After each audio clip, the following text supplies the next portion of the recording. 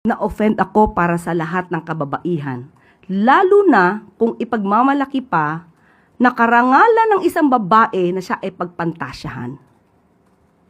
Dapat ba bang ipagpasalamat na ang lalaki ay nag-iisip ng malaswa sa iyong pagkababae? Nagkataon lamang siguro na siya ay nakasuot ng isang suit, nakaharap sa isang mic, at may titulo bago sa kanyang pangalan.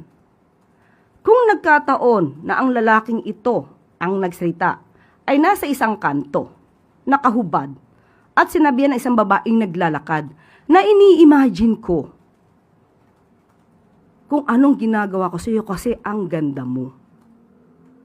Magkaiba ba yun? Kung ordinaryong tao ang gagawa o ang tao ay supposed to be isang honorable